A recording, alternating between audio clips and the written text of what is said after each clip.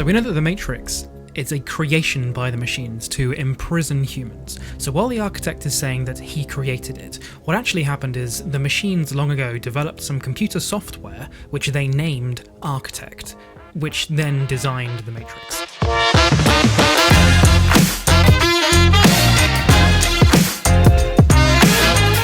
This big old sentence basically means Neo represents the entire human race's refusal to comply. His life has kind of been on a pre-decided path anyway, and it all kind of fits in the equation that the architect is talking about, his plan to imprison humans. The importance of the word control cannot be overstated in this film, and the whole series. Choice and control is the central theme of the entire series. It's what humans use to break out of the Matrix, it's what Agent Smith just simply can't get his head around, and what he refuses to accept in the final fight, and his whole purpose argument. Choice and control are the whole point in the Matrix story. As the architect likes to explain, Neo is actually the sixth one.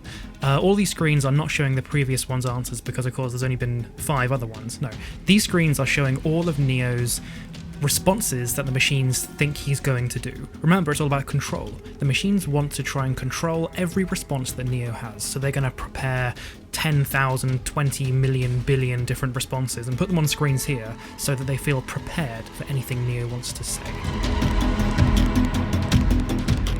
This might be the biggest reveal of the whole scene. Let's break it down because this does sound confusing as hell when you hear it for the first time. So, the Matrix is computer software. All humans are plugged into the computer software. The 6th version of the Matrix is like the 6th version of a video game. It's like the machines released Grand Theft Auto 1 and everyone played it, and then 2 and everyone played that, etc, until Grand Theft Auto 6, which is a current video game that everyone is plugged into.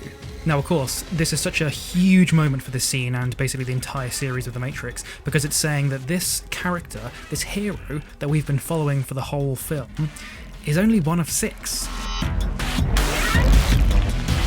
In this moment, we think back to that scene in The Matrix 1, when Morpheus is explaining the whole backstory to Neo. This one line reveals that Morpheus isn't the all-knowing mentor that we thought.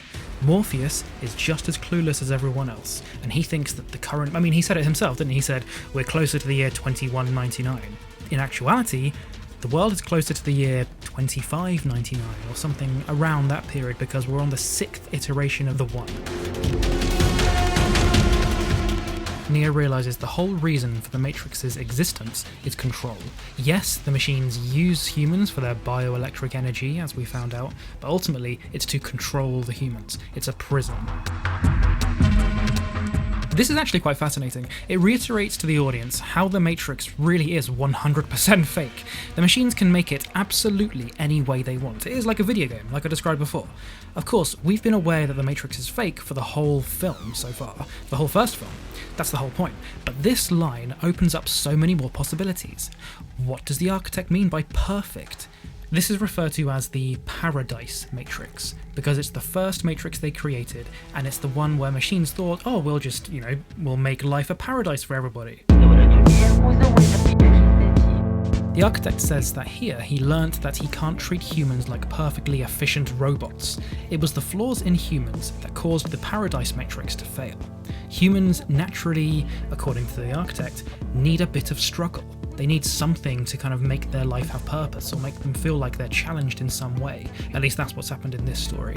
The Paradise Matrix failed because human minds just simply can't accept pure paradise. The second Matrix is referred to as the Nightmare Matrix, where instead of a paradise it was ruled by fear. Again, another sign that machines were trying to control humans too much, and that's why the Nightmare Matrix failed too. The human brain just can't accept being fully controlled.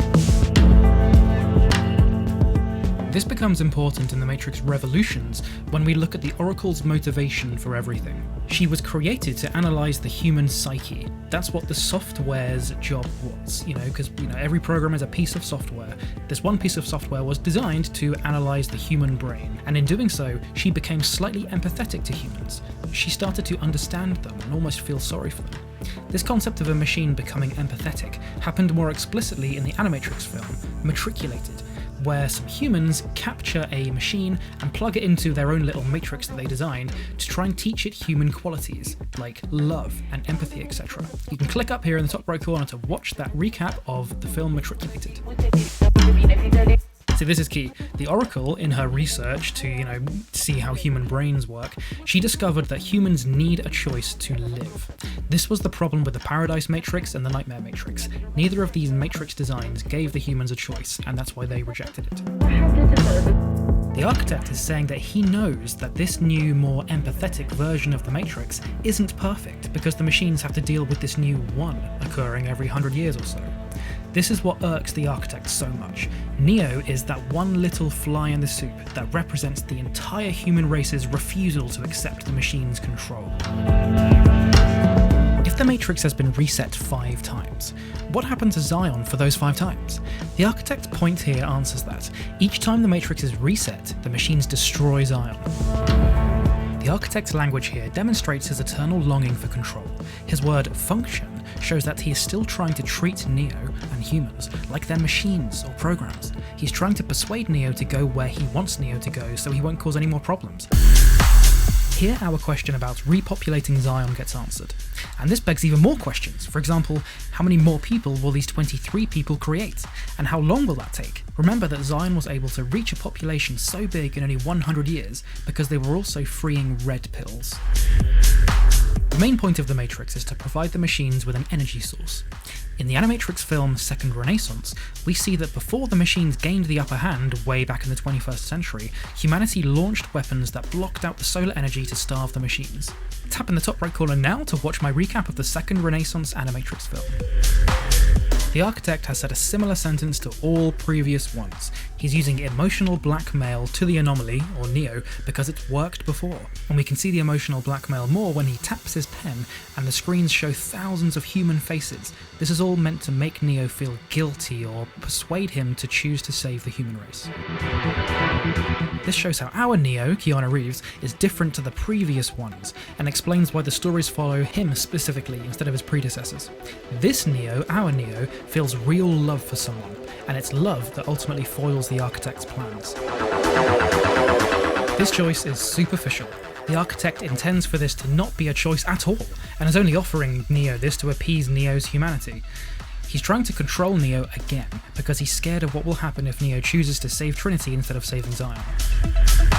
Programs use logic, humans use emotion. That is the key to this whole scene.